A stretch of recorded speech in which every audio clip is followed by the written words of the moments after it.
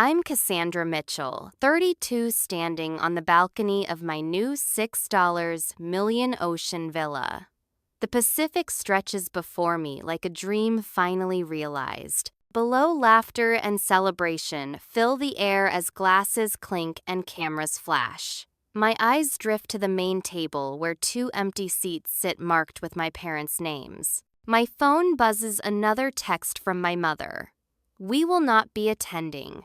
Enjoy showing off." The 2 people who should have been the proudest were determined to punish me for my success. Before I dive into my story, where are you watching from today? Hit that like and subscribe button if you've ever had family try to dim your shine. Trust me, you'll want to stick around to see how I turned family rejection into the celebration of a lifetime. Growing up in a middle-class neighborhood in Seattle shaped more than just my accent. Our 2-story colonial, with its peeling white paint and slightly overgrown lawn, was respectable enough, but my parents, Richard and Karen Mitchell, were always reaching for something more. Dad worked as a mid-level manager at a manufacturing company by day, but evenings and weekends were dedicated to his next big thing: business ventures that always seemed just one investor away from success. Mom, a dental receptionist, spent her free time volunteering for charity committees, not out of altruism, but for the connections with the right people. They weren't bad people, but their obsession with status and appearance dictated everything in our household,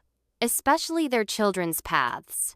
My older brother Jeffrey was their golden child. Though he was painfully average, C+ student, decent at sports but never a star, they projected all their dreams onto him. They beamed when he got into a second-tier business school, proudly announcing to anyone who would listen that he was the next Warren Buffett.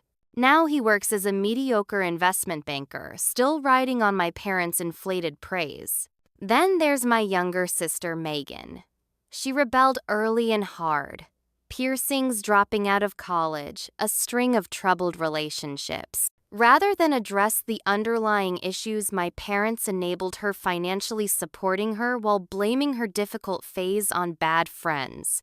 Now at 28, she still lives in their basement, works part-time at a coffee shop, and depends on their handouts. And me, I was the middle child who never quite fit the mold.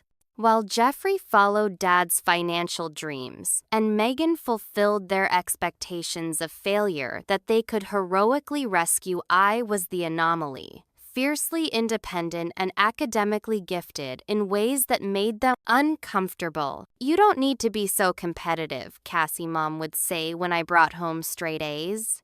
"Boys don't like girls who show off." I threw myself into academics not to impress them, but as an escape. Math and computer science came naturally to me. While other kids played after school, I coded simple programs on our family's outdated desktop. My parents viewed my interests with suspicion. "Computers are for nerdy boys," Dad would scoff. "You should focus on something that will help you find a husband someday." The first major betrayal came during my senior year of high school. I had been accepted to several prestigious universities, including MIT, with a partial scholarship. I'd need to cover the rest with the college fund my parents had supposedly been building since my birth, the same one they'd used for Jeffrey's education. "We used that money for your brother's wedding," Mom informed me over dinner one night, not even looking up from her plate. "He needed to make a good impression on his in-laws. You can go to state college. It's practical." Jeffrey's lavish wedding to the daughter of one of Dad's business connections had apparently been worth more than my education. I was devastated but determined. That summer, I worked 3 jobs: morning shifts at a bakery, afternoons at the library, and weekends waiting tables. I slept 4 hours a night and saved every penny. When fall came, I enrolled at the state university and continued working throughout my 4 years there. Despite the exhaustion, I graduated summa cum laude with a double major in computer science and business administration. My parents attended my graduation, but spent most of the ceremony talking about how Jeffrey had just been promoted to junior analyst. "It's nice you finished college, honey," Mom said, patting my hand. "Now you can find a stable job until you start a family." That dismissal of my hard-won achievements stung, but it was just another in a long pattern of minimizing anything I accomplished. When I landed on the dean's list every semester, it was nice, but not as impressive as Jeffrey once getting a company-wide email acknowledgement for a successful presentation. When I won a competitive internship, they wondered why I couldn't find something closer to home like normal girls. By graduation day, I had learned an important lesson. My parents' approval was a mirage I would never reach. I needed to build a life based on my own values, not the conditional love they offered. With my diploma in hand and exactly $200 in my bank account, I made a decision that would change everything. I was moving to San Francisco to chase opportunities in the tech industry, parents' blessing be damned. Little did I know, that decision would eventually lead to a $6 million ocean villa. And the most painful family betrayals were yet to come. San Francisco welcomed me with foggy mornings and astronomical rent prices. My first apartment was a tiny converted sun porch in a Victorian house shared with 3 other girls. A UX designer, a barista divided by aspiring actress, and a paralegal. We each had about 100 square feet of personal space and took turns using the single bathroom, according to a military-precise schedule pinned to the door. I arrived with 2 suitcases, my laptop, and a determination that bordered on desperation. The tech industry was booming, but breaking in without connections wasn't easy, especially as a woman. I sent out 147 applications in the first month alone. Most went unanswered. A few resulted in interviews where male hiring managers asked if I was tough enough for the tech world or suggested I might be more comfortable in HR or marketing. Finally, on application HOUSEWARMING, I landed an entry-level position at a small security software startup called Digital Shield. The salary barely covered my portion of the rent, but it was a foot in the door. My title was junior developer, but in reality, I was doing everything from coding to making coffee runs for the founders. I didn't mind. I was learning at an exponential rate. "You're not using your degree properly," my mother commented during our monthly phone call. "Your cousin Rachel got a job at the bank, and she already has health insurance and her own apartment." I didn't bother explaining that I was playing the long game. Silicon Valley wasn't about immediate comfort. It was about potential. 6 months into my role, I met Sarah Chen, a brilliant software engineer who joined Digital Shield as technical director. Unlike the other senior staff who barely noticed the junior employees, Sarah took time to mentor those showing promise. After catching me still at my desk at 10 p.m. several nights in a row, she pulled up a chair. "What are you working on so late?" she asked, peering at my screen. "Just an idea I had about improving our encryption protocol," I admitted. "It's probably nothing." She studied my code for a few minutes in silence. "This isn't nothing, Cassandra. This is innovative. Have you shown this to anyone else?" I hadn't. The next day, Sarah arranged a meeting with the company founders.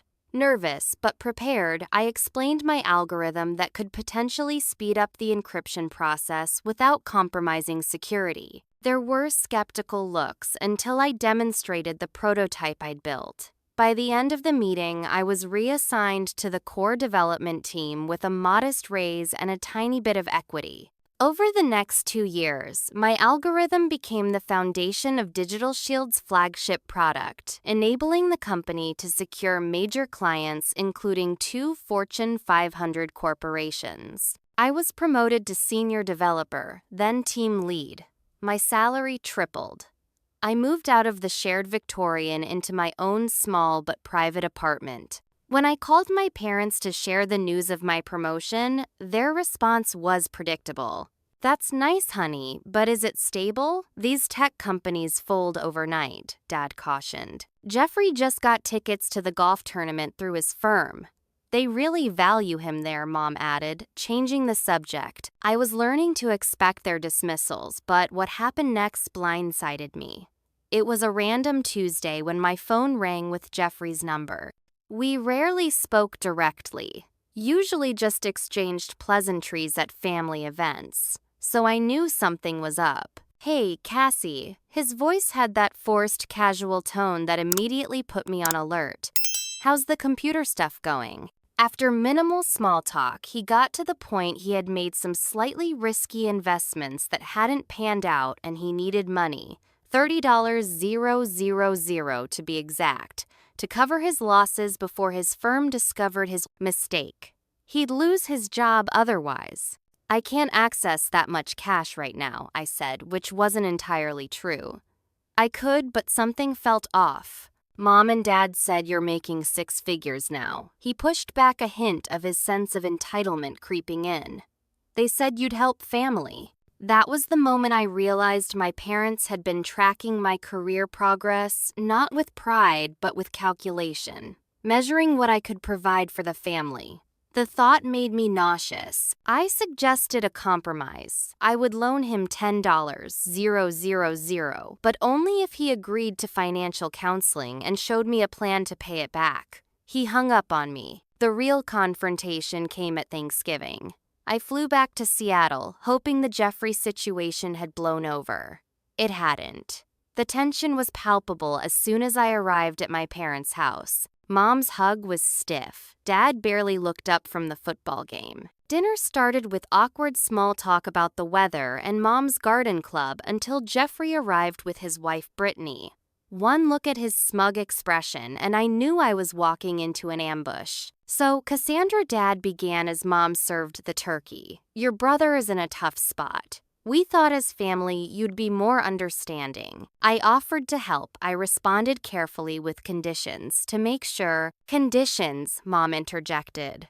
"Listen to yourself. This is your brother, not some business deal." What followed was a 45-minute lecture on family loyalty, how they had sacrificed everything for us kids, and how selfish I'd become since moving to California. My success was attributed to luck in California, crazy tech money, while Jeffrey's struggles were temporary setbacks for a man with real responsibilities, like a mortgage and a wife. "You owe this family," Dad finally stated, pointing his fork at me. "We raised you. We supported you." Supported me. The words burst out before I could stop them. "You spent my college fund on Jeffrey's wedding. I worked 3 jobs to put myself through school while he got a free ride. I send Christmas and birthday gifts every year while you can barely remember to call me. And now that I've finally found success on my own, you see me as a bank." The silence that followed was deafening. Brittany stared at her plate. Jeffrey's face flushed red. "If that's how you feel about your family," Mom said quietly, "maybe you should leave." So I did.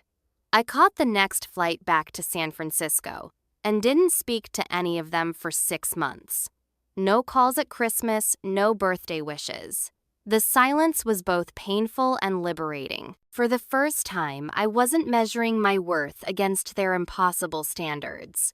That 6-month estrangement was just the beginning of a new family dynamic. One where my rising success would become both the thing they resented and the resource they felt entitled to claim.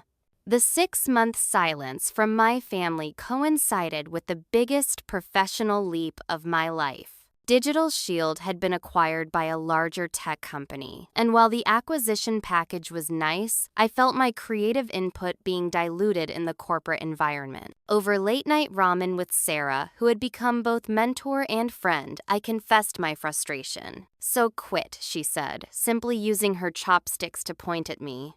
"Start something new." Just like that. Just like that. I've been thinking about leaving too. Let's start our own company. Within 2 weeks, Sarah and I had recruited 2 other colleagues. Raj, a brilliant back-end developer, and Miguel, a marketing strategist with venture capital connections. We pooled our acquisition payouts and set up shop in a converted warehouse in Oakland with concrete floors and unreliable heating, but rent we could afford. We named our company SecurePath and focused on developing more advanced versions of the encryption software that had made Digital Shield successful. The early months were grueling. 18-hour days living on coffee and takeout coding until our eyes burned. I slept on an air mattress in our office 3 nights a week to save commuting time. 6 months in, we landed our first major client, a financial technology startup that needed enhanced security for their payment processing system. The contract wasn't huge, but it was validation. More clients followed. By the end of our first year, we had a team of 12 employees and were breaking even. The silence from my family finally broke when my cousin's wedding invitation arrived. It would be awkward to attend after the Thanksgiving blowout, but even more conspicuous to be the only family member absent. I decided to go armed with practiced responses and firm boundaries. The wedding was a predictably lavish affair at a golf resort outside Seattle. I arrived just before the ceremony, planning to slip into a back row, but was intercepted by my mother. "Cassandra, we saved you a seat at the family table," she greeted me with a kiss on the cheek as if nothing had happened. "You look thin. Are you eating enough?" The whiplash of her warm welcome after months of silence was disorienting. Dad shook my hand stiffly, but didn't bring up our fight. Jeffrey and his wife were politely distant. Throughout the reception, various relatives commented on how successful I must be in computers and asked if I was dating anyone, while my parents beamed as if they'd been my biggest supporters all along. After the cake cutting, Dad pulled me aside. "Your mother and I have been thinking," he began, swirling ice in his whiskey. "We may have been a bit harsh at Thanksgiving. You've done well for yourself and we're proud." It was the first time he'd ever expressed pride in my career. Something in me softened slightly. "Thanks, Dad. That means a lot. Families should support each other through good times and bad," he continued, and I nodded, wondering if this was an actual olive branch. Speaking of which, Jeffrey has an exciting new investment opportunity. Very exclusive. And there it was. The real reason for the reconciliation. Still, I agreed to meet Jeffrey for coffee the next morning before my flight. Maybe I was still seeking that elusive family approval, or maybe I just wanted to believe people could change. Jeffrey showed up with a slick presentation about a real estate development in Arizona. The numbers looked impressive on paper. 30% returns within 18 months. He needed $50,000 from angel investors to secure his position. "I know we've had our differences," he said, sounding genuinely contrite, "but this is legitimate, Cassie. I've learned from my mistakes." Against every logical instinct, I wrote him a check. Maybe it was the unexpected apology, or the desire to heal the family rift, or simply exhaustion from maintaining constant vigilance against manipulation. Whatever the reason, it was a $50,000 mistake. 3 months later, I discovered through a mutual acquaintance that there was no real estate development. Jeffrey had a gambling problem that had spiraled out of control, threatening his marriage and job. My investment had gone straight to his bookies and online poker accounts.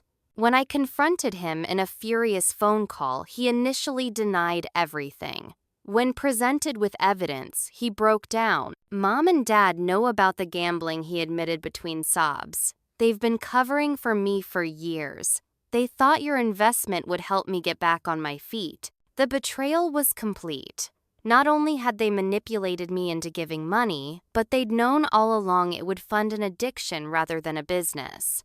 When I called my parents, their defense was immediate. "He has a disease," Cassandra, Mom insisted. "You have money to spare."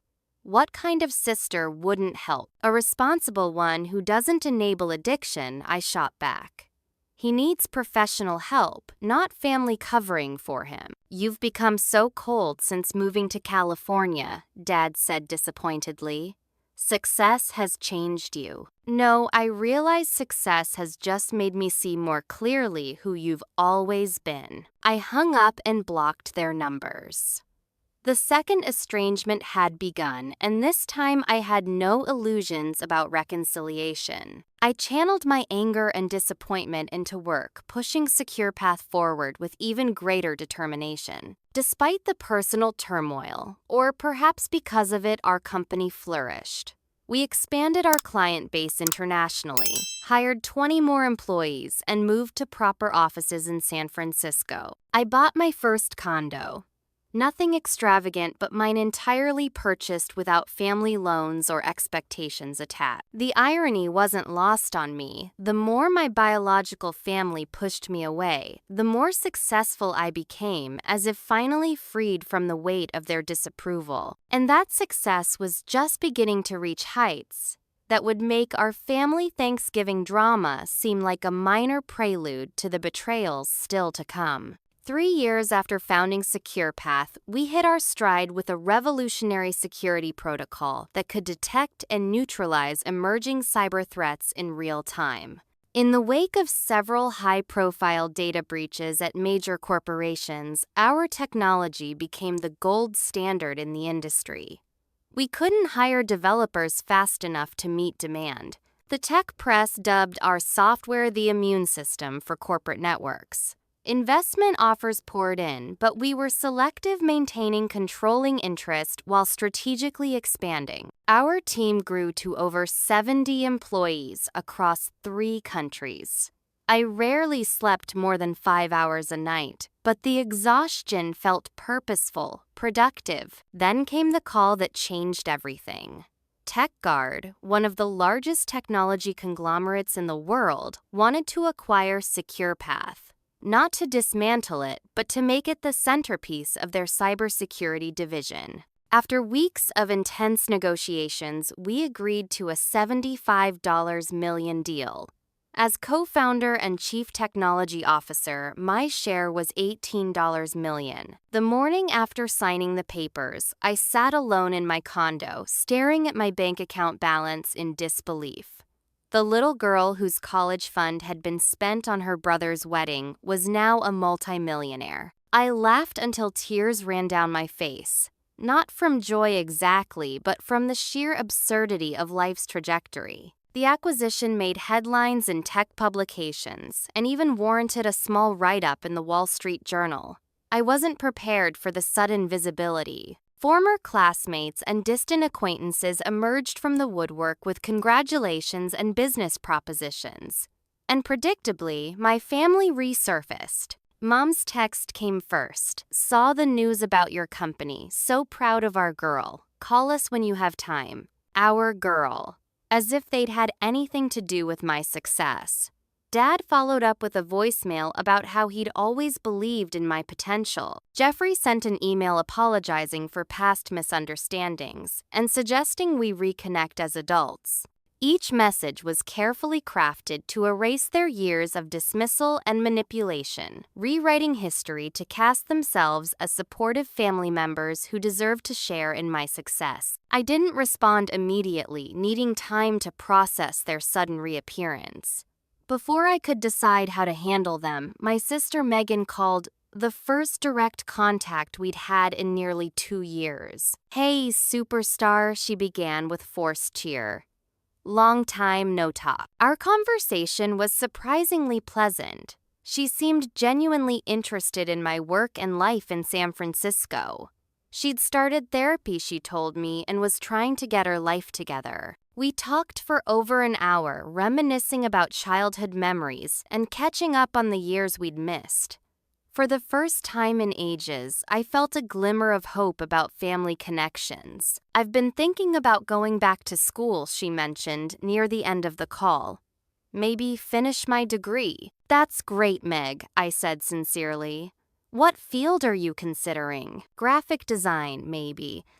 But you know, community college is still expensive, and I'm still at the coffee shop, so the implication hung in the air. I waited for the direct ask, but she circled around it. "Anyway, Mom and Dad mentioned you're doing really well now. They're so proud. We all are. We should get together soon." Something about her wording, identical to Mom's text, triggered my suspicion. Did Mom and Dad suggest you call me Megan? A pause. No, I just thought, Megan. The truth, please. Her sigh confirmed my fears before she spoke. They thought you might respond better to me than them right now. Dad's had some business setbacks and with Jeffrey's issues. They're in a tough spot financially. The familiar sting of manipulation returned, so they sent you to smooth things over before asking for money. It's not like that, Cassie. They really are proud of you. But yes, they could use some help, and they know things have been complicated between you. Complicated. The understatement was almost laughable. Megan, I'd be happy to help you with school if that's what you really want. But I'm not a blank check for the family to cash whenever they need it. No one's asking for a blank check, she said defensively. But would it kill you to share a little of your success instead of showing off how you don't need any of us? Showing off? I repeated the familiar accusation, landing like a slap. Come on, Cassie. The Wall Street Journal, you knew we'd see it. You wanted us to know how rich and important you are now while the rest of us struggle. The conversation deteriorated from there. By the end, it was clear Megan had been thoroughly coached by my parents on which emotional buttons to push. I offered to pay for her education expenses directly to the school and cover therapy costs, but wouldn't hand over cash. She hung up on me, calling me controlling and judgmental, echoing words I'd heard from my parents countless times. 2 weeks later, the Innovation in Cybersecurity Award Committee announced I was receiving their annual honor for contributions to the field. The black tie ceremony would be held in New York City. Despite everything, I sent invitations to my family. None of them responded directly, but Mom wrote on the family group chat, "Sorry, we can't make Cassie's work thing. Dad has an important meeting that week. We're sure it will be lovely." I attended alone wearing a designer gown that cost more than my first car and accepting the award with a speech about persistence and believing in your vision even when others don't. The irony wasn't lost on the audience. Or on me. At the reception afterward, I found myself standing alone by the bar, watching groups of attendees laughing with their families and colleagues. A tall man with kind eyes approached. "Great speech," he said, extending his hand. "Ryan Parker. I'm with Sentinel Software. Cassandra Mitchell.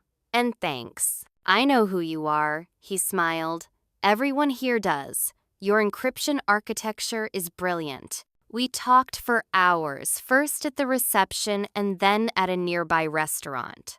Ryan was refreshingly straightforward, interested in my work rather than my net worth, and made me laugh for the first time in weeks. He gave me his card as we parted, suggesting dinner the next time I was in New York. 2 days later, I received a small package at my office. A first edition of Ada Lovelace's notes on the analytical engine with a card that read, "To another woman who changed computing. Dinner next week, I'll be in San Francisco for a conference.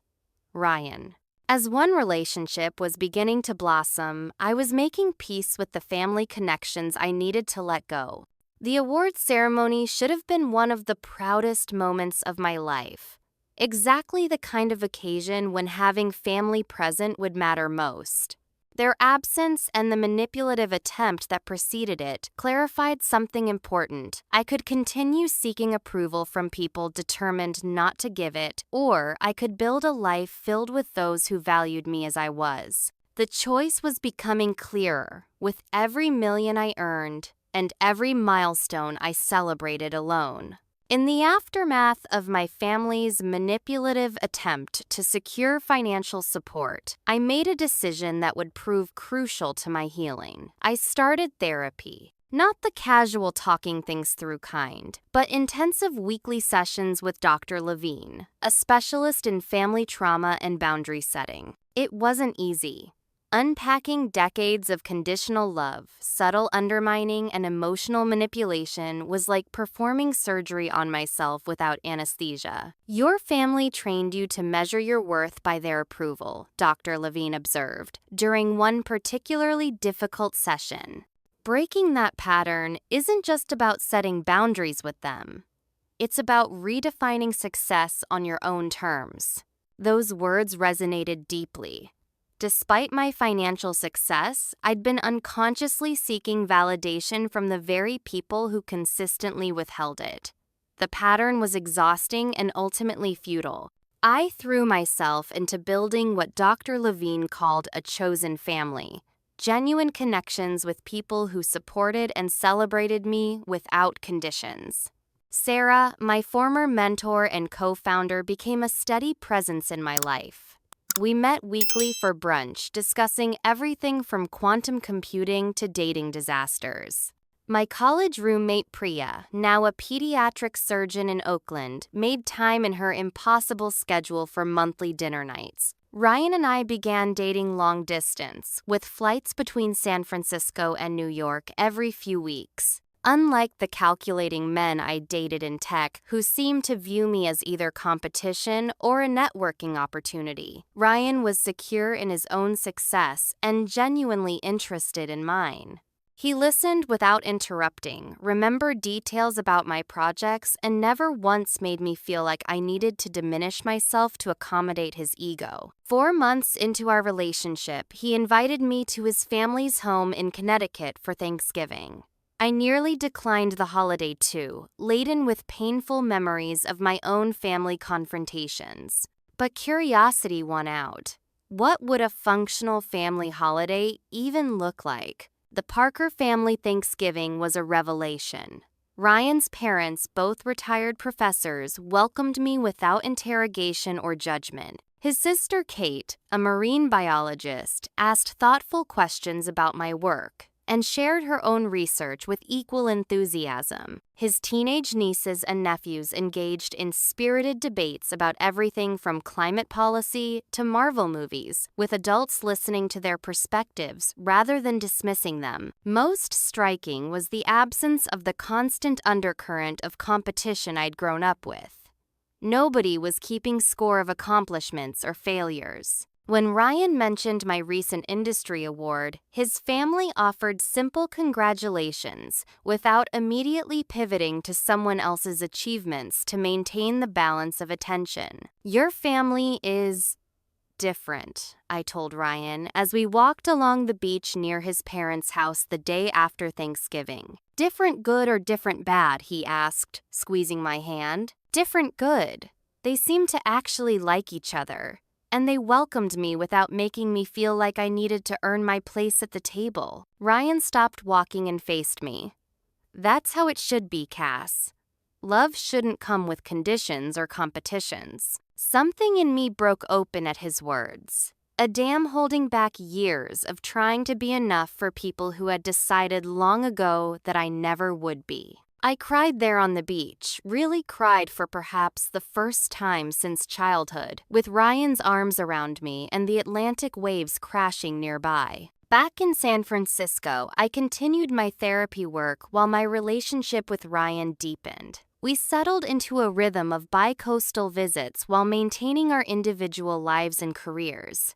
My parents made occasional contact. Birthday texts, Christmas cards.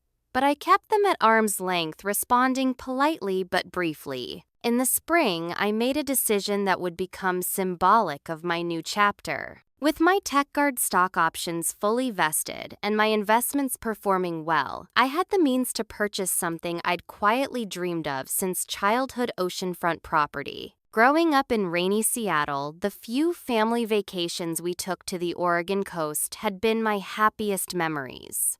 Those rare moments when my parents relaxed their vigilant status consciousness and my siblings and I briefly existed as a normal family. I found a stunning piece of land in Malibu with panoramic Pacific views, hired a renowned architect with experience in sustainable design, and embarked on creating not just a house, but a home that reflected my journey.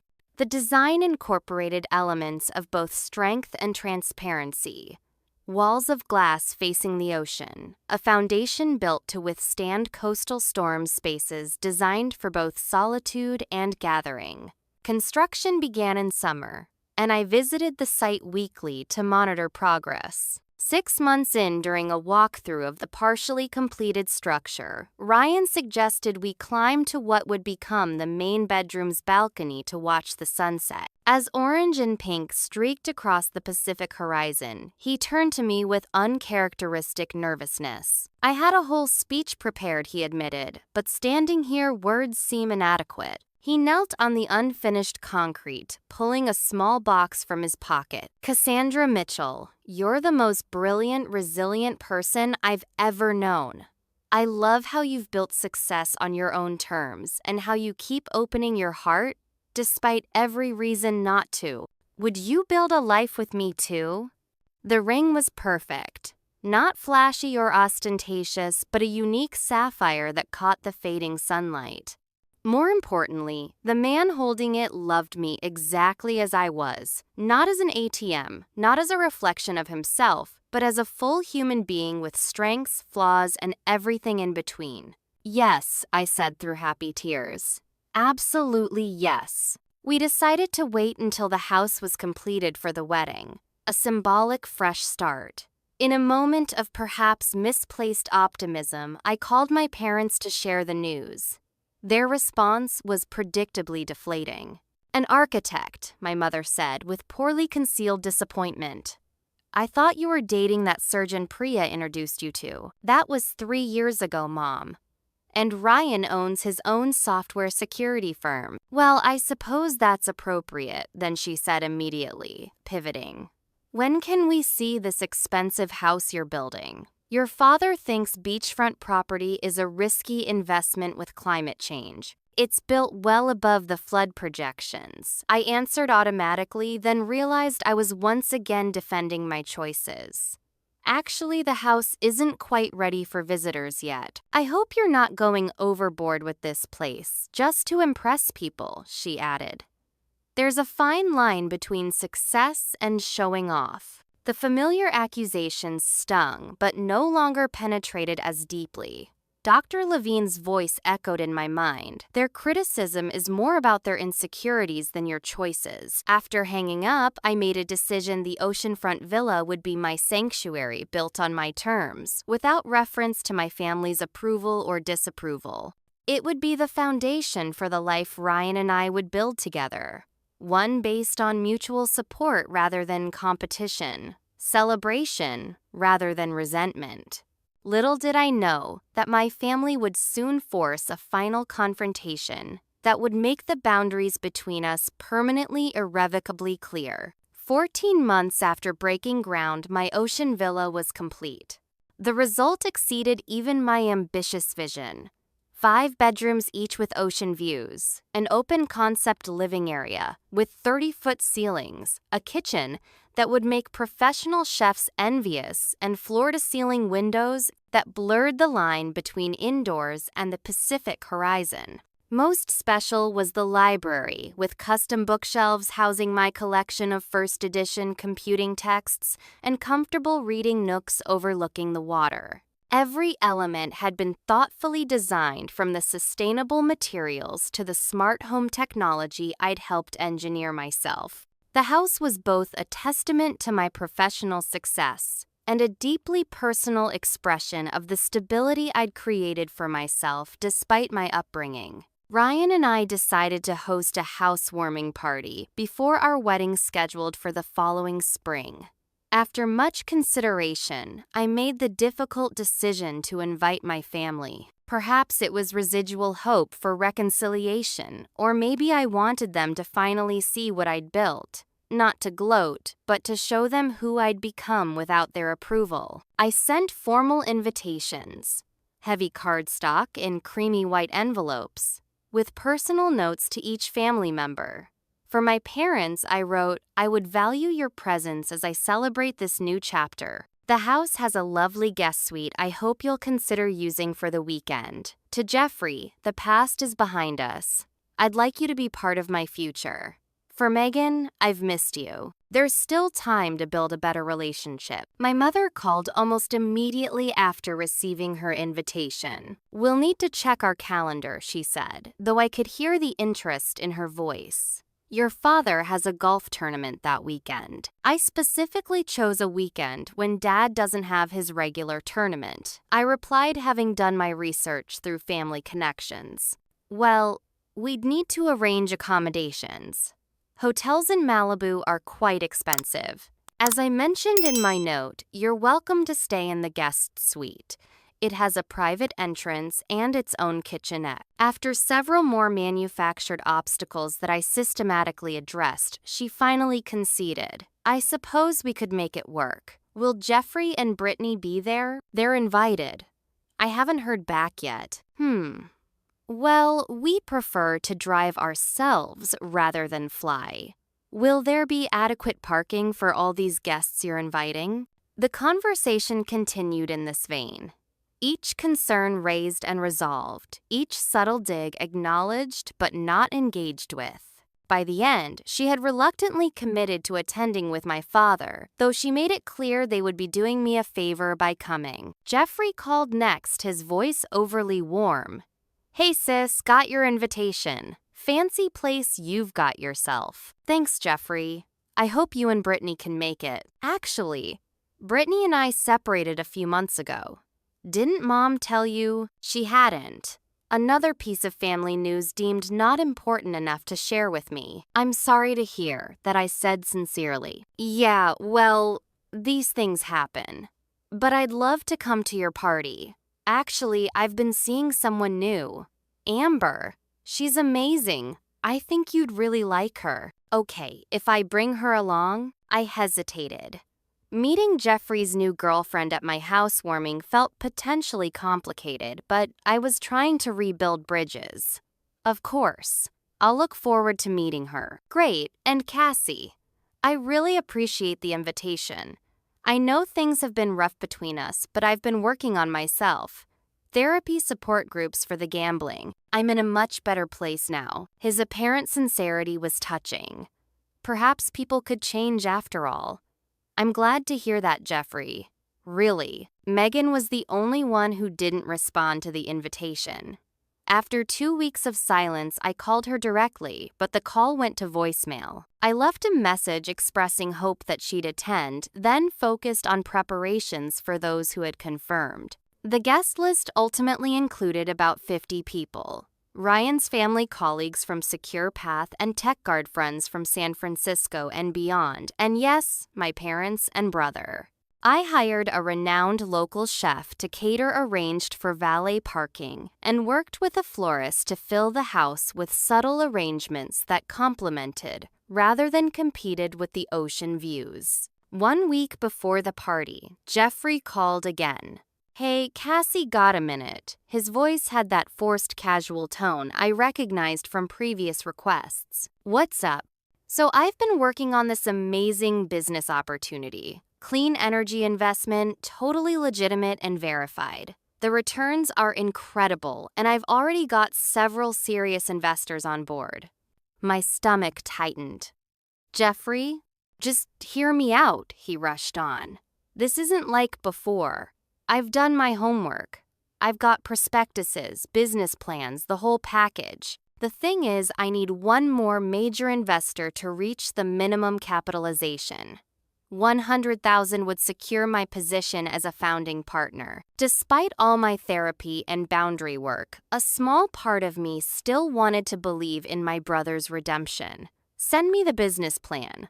I'll have my financial advisor look it over. There's not really time for that. The funding window closes Friday. I wouldn't ask if it wasn't legitimate, Cassie. I've learned my lesson. Then you understand why I need to do due diligence. Send the documents. He sighed dramatically. Fine. I'll email them over. But Cassie, this is the real deal. You'd be doing yourself a favor investing with me. The documents never arrived. Instead, the next morning, I received a call from my father. Cassandra, he began without preamble. Your brother is trying to turn his life around, and you're being unreasonable. By asking to see investment documents before handing over $100,000, he's family. He shouldn't have to jump through hoops for his own sister's support. Dad, the last time I invested with Jeffrey, he was feeding a gambling addiction you and Mom knew about but didn't disclose. That's all in the past. He's different now. This business opportunity is legitimate. Then there should be no problem providing proper documentation. The problem is your attitude, he snapped. You've become so high and mighty with your tech, money, and fancy house. Your brother needs this chance, and you're in a position to help. That's what family does. The conversation descended from there, ending with his threat. If you can't find it in your heart to help your brother when he's finally getting his act together, maybe we need to reconsider attending this showing-off party of yours. 3 days before the housewarming, Ryan suggested we run background checks on all the service staff for the event. Standard procedure for gatherings at homes with valuable technology. As chief security officer at his own firm, he handled the process personally. Cassandra, he said the next evening, his expression grave. We need to talk about the background checks. Problem with the catering staff. No. Your brother's girlfriend, Amber Davis. I ran her name as a precaution. She has a record. 3 arrests for grand larceny, 1 conviction. She specializes in home invasion robbery, usually targeting high-value properties during events exactly like your housewarming. I stared at him, the implications sinking in slowly. Are you saying? I dug deeper, Ryan continued. She met your brother 4 months ago at a casino in Reno. They've been casing wealthy homes throughout California since then. There's an active investigation into 3 robberies potentially connected to them in the San Diego area. The betrayal was so profound it felt almost absurd. My brother is planning to rob me at my own housewarming party. Ryan nodded grimly. And based on her usual MO, she wouldn't be working alone. There would likely be accomplices waiting for information about security systems, valuables, entry points. I called Jeffrey immediately, but he didn't answer. My text, "We need to talk about Amber now," was read but not responded to. I contacted my parents next. Your father's in the shower, Mom said breezily. Can I take a message? Did you know about Jeffrey's girlfriend? A pause. Amber, we haven't met her yet, but Jeffrey says she's lovely. She's a convicted thief who specializes in robbing homes during social events. Did you know? Another longer pause. I'm sure there's some misunderstanding. No misunderstanding, Mom. Ryan ran a background check. She and Jeffrey have been linked to at least 3 home invasions in Southern California. They were planning to rob me during my housewarming party. That's a serious accusation, Cassandra. I hope you have proof before slandering your brother this way. Her defensiveness said everything. If she had been truly shocked, truly innocent of knowledge about Jeffrey's scheme, her reaction would have been completely different. How much did you know? I pressed. I don't know what you're talking about, she replied stiffly. But I should inform you that your father and I won't be able to attend your party after all. Something's come up. The day before the housewarming, I received a text from my mother. We raised you to be generous and forgiving, not suspicious and accusatory. Enjoy showing off your expensive house to your fancy friends. We won't be there to witness it. That same afternoon, my security team informed me that someone matching Jeffrey's description had been spotted driving slowly past the property twice. I increased security and contacted the local police to file a report, providing them with information about Jeffrey Amber and their suspected accomplices. The betrayal was complete. My brother had planned to use my housewarming party, my celebration of building a life on my own terms, as an opportunity to steal from me. And my parents, whether through active participation or willing blindness, had enabled him yet again. As I stood in my completed ocean villa the night before the party, I faced a decision: cancel the event or move forward without my biological family. The answer, when I finally acknowledged it, was clear. I had spent too many years allowing their dysfunction to dictate my choices. This home, this celebration, this life I had built, It was mine, with or without their blessing. The discovery of my brother's planned robbery hit me like a physical blow. I spent the night before the housewarming in a state of numb shock, staring at the ocean from my balcony, as waves crashed relentlessly against the shore. Around midnight, Ryan found me there still processing the magnitude of the betrayal. "You okay?" he asked, softly draping a blanket around my shoulders. "Not really," I admitted. "I keep trying to understand how we got here. How my own brother could plan to rob me, how my parents could enable it. Was there ever a point where I could have changed this trajectory, or was it always going to end this way?" Ryan sat beside me, taking my hand in his. Some family dynamics are too deeply entrenched to redirect Kat. Your parents created a system where Jeffrey is always the victim, never responsible for his choices, and you're always expected to sacrifice for him. You didn't cause that pattern, and you can't fix it alone. As dawn broke over the Pacific, I made my decision. I wouldn't cancel the housewarming party. That would be letting my family win, allowing their toxicity to once again dictate my choices. Instead, I would reframe the event entirely. "This isn't just a housewarming anymore," I told Ryan as we watched the sunrise. "It's a declaration of independence, a celebration of the family I've chosen instead of the one I was born into." With renewed determination, I called our event planner to make several changes. The place settings for my parents, Jeffrey and Megan, were removed from the main table. In their place, we added seats for Sarah and her husband Ryan's sister Kate and my friend Priya. I instructed the florist to repurpose the arrangements intended for the family guest rooms into additional decorations for the main areas. While these practical adjustments were straightforward, the emotional recalibration was more challenging. I had secretly hoped, despite all evidence to the contrary, that completing this beautiful home might finally earn my family's approval, or at least their respect. Abandoning that hope felt like grieving a death. "You've been so strong through all of this," Ryan observed as we finalized preparations that afternoon. "But it's okay to feel the loss. Giving up the fantasy of having parents who celebrate your success, that's a real grief." His permission to feel broke something open in me.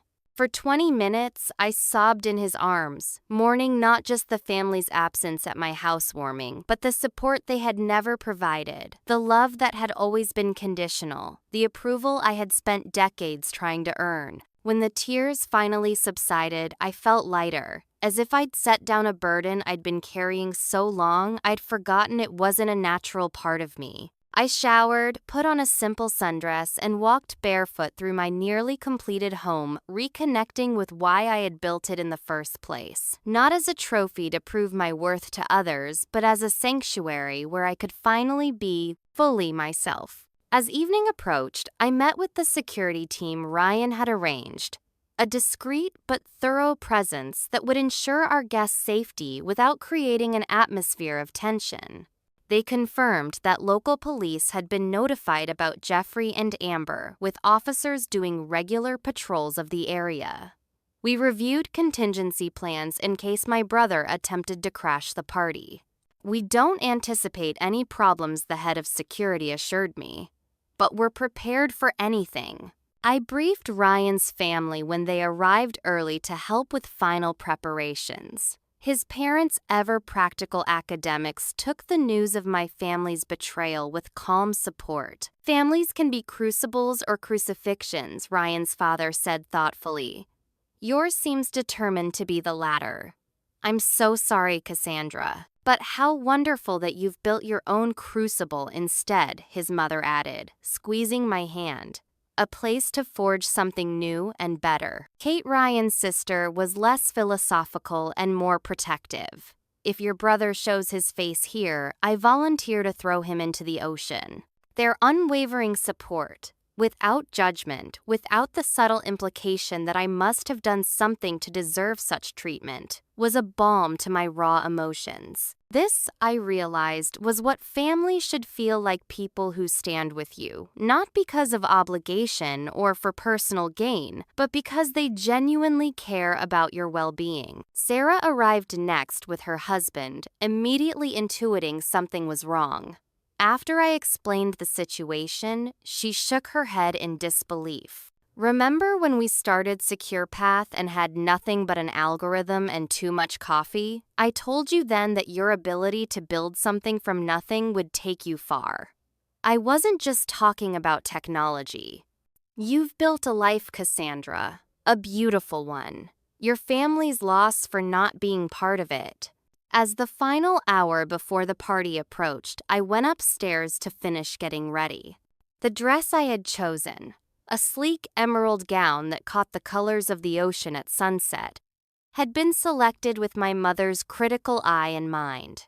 Now I wondered if I should change into something else, something chosen solely for myself. "Wear the green," Ryan advised when I shared my hesitation. "Not because your mother would approve or disapprove, but because you look stunning in it and it makes you happy." Standing before the mirror, I made a conscious decision I would wear the dress, not as a shield against criticism that wouldn't come, but as a celebration of my own taste, my own beauty, my own right to shine, without dimming myself, others' comfort. As I fastened the delicate necklace Ryan had given me for our engagement, a small sapphire that matched my ring, I studied my reflection. The woman looking back at me had built a multi-million-dollar company, designed a magnificent home, found a partner who loved her authentically, and created a network of genuine connections. She had done all this not because of her family's support, but despite their active undermining. "You're enough," I whispered to my reflection.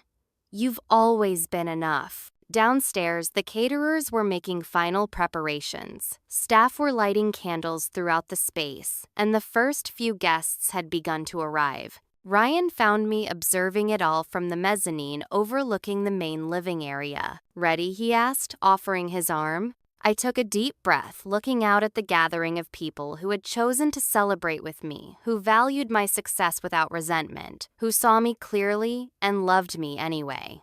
"Ready?" I confirmed, taking his arm. "Let's have a party." Number. Part 9. The Housewarming Party. The morning of the housewarming dawned with perfect Malibu weather. Clear blue skies, gentle breezes, and sunshine that made the Pacific sparkle like scattered diamonds. As caterers and staff bustled around the main floor, I took a quiet moment to check the guest rooms that had been prepared for my family, now emptied of the fresh flowers and welcome baskets I'd carefully arranged. Standing in what would have been my parents' suite, I allowed myself one brief moment of sadness. Not regret, I knew I'd made the right decision in maintaining boundaries, but acknowledgement of the loss. In a parallel universe, perhaps my mother would be helping me arrange place cards while my father admired the architecture. In this reality, I was better off without their conditional love and inevitable criticism. "Miss Mitchell," one of the catering staff interrupted my thoughts. "The florist needs your input on the terrace arrangements." I closed the door on the empty room and redirected my focus to the celebration ahead. By noon, everything was in place. From the subtle floral arrangements that complemented the ocean views to the gourmet food stations featuring sustainable seafood and local produce. A string quartet played softly in the background as early guests began to arrive. Ryan's parents were first bringing a handcrafted wooden box filled with note cards. "It's a house blessing," his mother explained, hugging me warmly. "Everyone writes a wish or blessing for your new home, then you read them whenever you need a reminder of how loved you are." The thoughtfulness of the gift brought unexpected tears to my eyes. This was what family could be: supportive without agenda, loving without keeping score. Sarah arrived next with her husband Michael, carrying an original vintage advertisement for the ENIAC computer professionally framed. "For your library," she said. a reminder of the women who paved the way in computing. More guests arrived. Colleagues from SecurePath and TechGuard, friends from San Francisco, Ryan's extended family. Each brought not just physical gifts, but genuine joy for my success. There were no backhanded compliments, no subtle digs about showing off, just authentic celebration. As the party hit full swing, I found myself surrounded by people engaged in animated conversations about everything from quantum computing to sustainable architecture. The string quartet had given way to a jazz trio, and waiters circulated with champagne and hors d'oeuvres. From the terrace came bursts of laughter as guests admired the ocean view. "Your home is absolutely stunning," said Maya, a former colleague from Digital Shield. "It's so perfectly you. Strong but transparent, innovative but grounded." "That might be the nicest thing anyone has said about it," I replied, genuinely touched. "Well, it's true. You've built something remarkable here. And I'm not just talking about the house." As sunset approached, Sarah clinked her glass to gather everyone's attention. "I hope you'll indulge me in a small toast," she began. "I've known Cassandra since she was a junior developer, sleeping under her desk to save commute time. Even then, I saw something special in her, not just her brilliant mind, but her remarkable resilience." She raised her glass higher. "To Cassandra, who taught me that success isn't measured by what you accumulate, but by what you overcome. This beautiful home isn't impressive because of its price tag. It's impressive because it represents a woman who built her life on her own terms despite every obstacle. May this house be filled with as much joy and integrity as its owner." The guests applauded and raised their glasses. As I blinked back tears, Ryan squeezed my hand reassuringly. The emotional moment was interrupted by a commotion near the front entrance. A security guard was speaking urgently into his radio. Ryan excused himself to investigate while I tried to maintain a calm facade for our guests. He returned moments later, his expression tense. "Jeffrey's here," he murmured in my ear. Alone, but clearly intoxicated. Security stopped him at the gate. My heart raced. "Is Amber with him?" "No, just him. Police have been alerted about her description. She's not on the property." "What do you want to do?" I took a steadying breath. "I'll talk to him."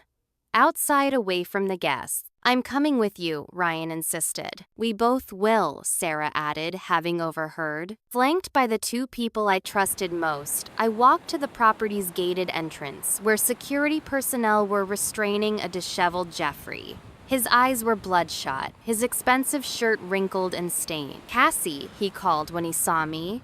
"Tell them to let me in. I'm your brother." "You've been drinking, Jeffrey," I observed, maintaining a safe distance. "This isn't a good time. So what if I have, it's a party, right? A big celebration of how much better you are than the rest of us." "You know why you weren't invited," I said evenly. "The planned robbery with Amber ring any bells?" He had the grace to look momentarily ashamed before anger replaced it. "That was her idea, not mine. I didn't know anything about it until yesterday. And yet you didn't warn me. You didn't call when I texted you about her." "I couldn't. She was watching me. She has connections. Dangerous people." Ryan stepped forward. "Jeffrey, we've contacted the police about Amber. If you're genuinely concerned about these dangerous connections, you should talk to them." Jeffrey's face contorted with fury. "Of course you believe your fancy boyfriend over your own brother. You always think the worst of me. You were planning to rob me," I reminded him. "At my housewarming party. After I invested $50 0 inches, your gambling habit disguised as a business venture. My thinking the worst of you is based on extensive evidence." "Mom and Dad were right," he spat. "Success has made you cold. You think you're better than us now with your millions and your ocean view. I don't think I'm better than you, Jeffrey. I just finally understand I deserve better than what you and our parents have offered me." Something in my calm certainty seemed to deflate him. He sagged against the security guard holding him. "They sent me," he admitted quietly. "Mom and Dad. They said I should try one more time. That you'd feel guilty with all your guests watching and let me in. Maybe even write another check to keep the peace." The admission wasn't surprising, but the confirmation still stung. And Amber, was she their idea too? He looked away. No, that was all me. Or mostly her. "She found out who you were, how much you're worth. It started as a con, but then it got bigger. She has partners who do this professionally. I tried to back out when I realized how serious it was, but by then, you were in too deep. I finished for him. Just like every other bad decision in your life." Ryan nodded to the security team. "The police should be here soon. You can give them your statement about Amber and her partners." Jeffrey's eyes widened. "You called the cops on me?" "On Amber and her associates," I clarified. "You have a choice, Jeffrey. You can cooperate, tell them everything you know about her operation, maybe even avoid charges yourself. Or you can continue protecting people who were planning to violently rob your sister." He slumped further. "Dad's going to kill me." Dad's reaction isn't your biggest problem right now. As if on cue, police cars pulled up to the gate, lights flashing, but sirens silent to minimize disruption to the neighborhood. I stepped back, allowing the officers to take custody of Jeffrey while Ryan explained the situation. One officer approached me. "Miss Mitchell, we'll need a statement from you, but we can do that tomorrow if you prefer not to interrupt your event." I nodded gratefully. Tomorrow would be better. "Thank you." As they escorted Jeffrey to a patrol car, he looked back at me with an expression I couldn't quite decipher. Anger, shame, perhaps even a flicker of remorse. "Cassie," he called. "For what it's worth, the house really is incredible. You did good." It was perhaps the closest thing to genuine approval I'd ever received from my family delivered while handcuffed in police custody. The irony wasn't lost on me. When I returned to the party with Ryan and Sarah, a few guests glanced curiously toward the gate where police lights still flashed, but most were engrossed in conversation, unaware of the drama. Ryan's sister Kate approached with concern. "Everything okay?" "Family drama," I said with a wry smile. "It's being handled." "Want me to make that ocean-tossing offer a reality?" she asked, only half joking. "I appreciate the thought, but the police are taking care of it." As the evening continued, I found myself experiencing a strange sense of liberation. The confrontation with Jeffrey, painful as it was, had provided an unexpected gift: clarity. For years, I'd held on to hope that my family might change, might eventually offer the unconditional support I longed for. That hope had kept me vulnerable to their manipulation. Now, watching my home filled with people who genuinely celebrated my success, I finally accepted the truth: my biological family would never be capable of giving me what I needed. But I wasn't without family. I had built one of my own choosing, composed of people who valued me as I was. As the party began to wind down, Ryan gathered everyone on the main terrace for a surprise announcement. The setting couldn't have been more perfect. Stars emerging above the Pacific's soft lighting, illuminating happy faces, the gentle sound of waves providing a natural soundtrack. First, he began. "I want to thank everyone for celebrating this incredible home with us. As many of you know, Cassandra and I are engaged." He squeezed my hand as guests applauded. "What you don't know is that we've set a date." This was news to me as well. We discussed a spring wedding but hadn't finalized anything. Ryan continued, 3 months from today, we'll be getting married right here on this terrace at sunset. Save the dates are coming soon, but consider this your unofficial invitation." Cheers erupted as he leaned down to kiss me. "Hope that's okay," he whispered against my ear. Seemed like the perfect time to announce it. Looking out at the joyful faces surrounding us, Sarah and Michael Ryan's family colleagues who had become friends who had become family, I felt a sense of completion. The empty seats at the main table no longer mattered. They had been filled many times over with people who chose to be present, who celebrated, rather than resented my success. As the last guests departed, with warm hugs and promises to return for the wedding, I stood at the entrance to my ocean villa.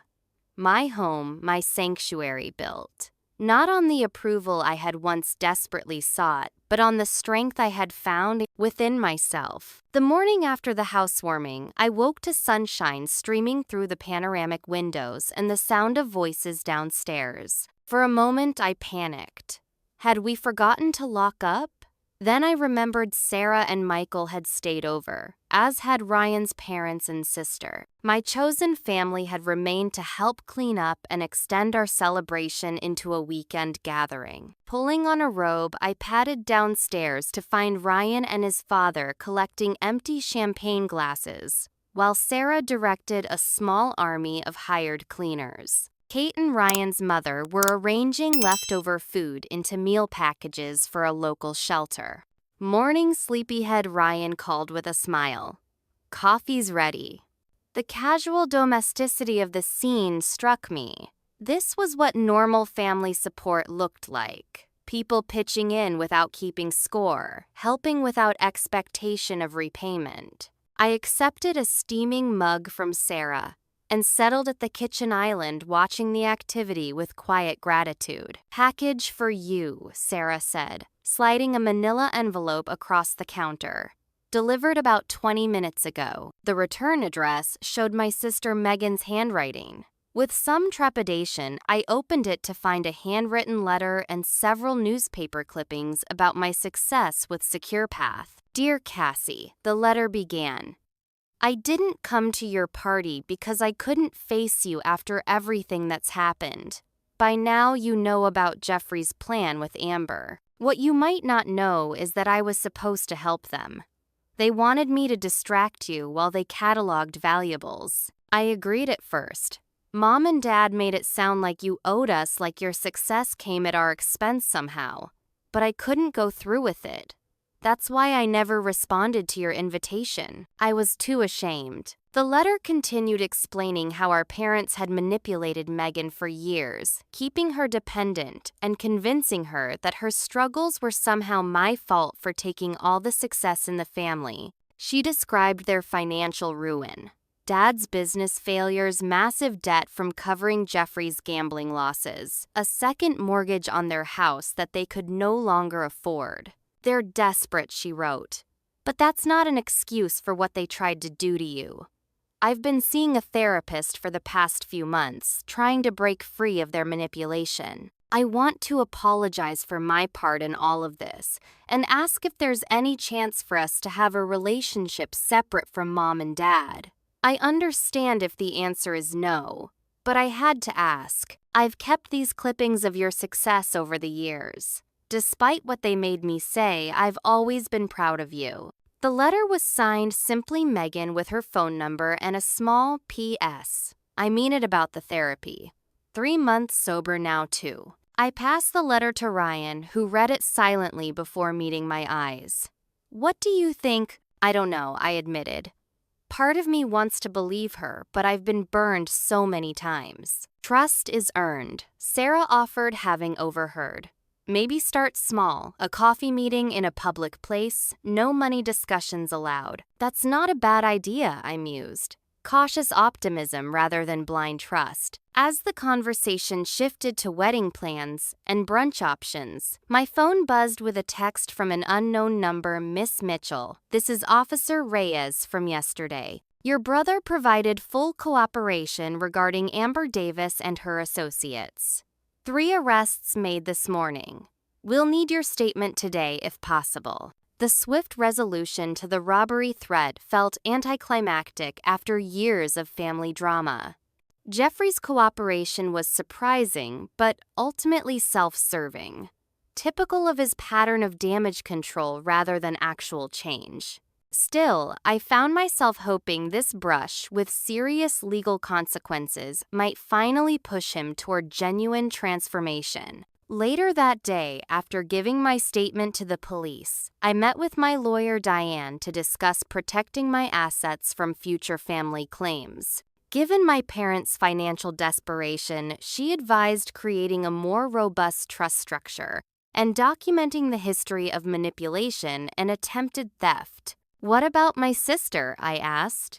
"She seems to be trying to separate herself from their influence." "We can build in flexibility," Diane suggested. "Perhaps a carefully structured education trust if she's serious about returning to school. Something that pays institutions directly rather than giving her cash she might be pressured to hand over to your parents." The idea resonated. Offering support without enabling dependency. Let's do that. And I want to set up something else too. A scholarship fund for young women in tech from difficult family backgrounds. Ryan, who had accompanied me to the meeting, squeezed my hand supportively, turning your experience into something positive for others. I like it. Over the following weeks, as wedding preparations accelerated, I took cautious steps to rebuild a relationship with Megan.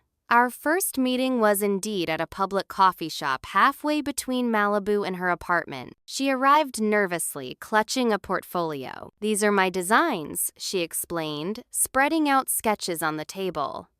"I've been taking night classes at community college.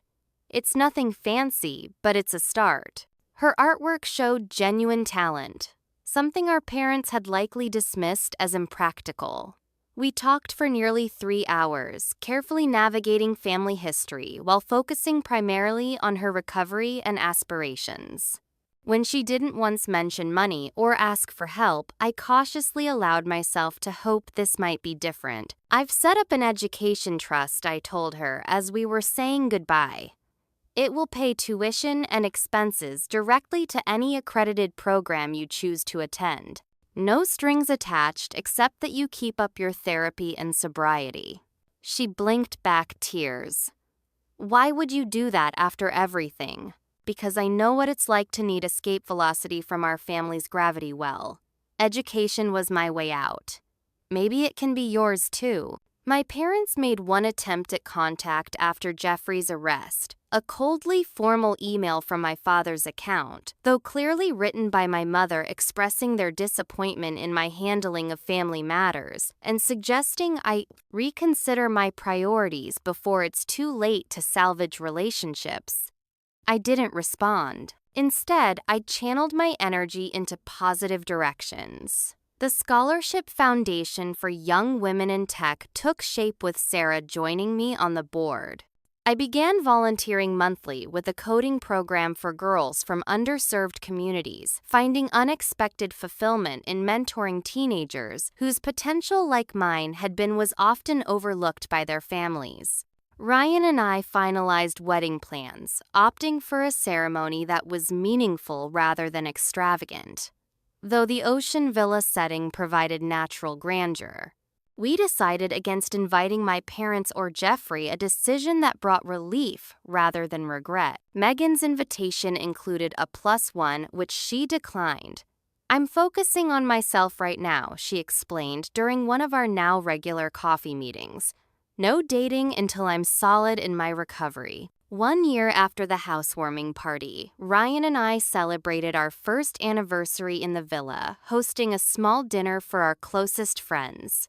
Megan attended, now a sophomore, in graphic design at a respected art school, 7 months sober and visibly healthier than she'd been a year before. As we gathered on the terrace, the same spot where we had exchanged wedding vows 9 months earlier, I looked around at the faces of my chosen family, Ryan, steady and supportive. Sarah, my mentor turned friend.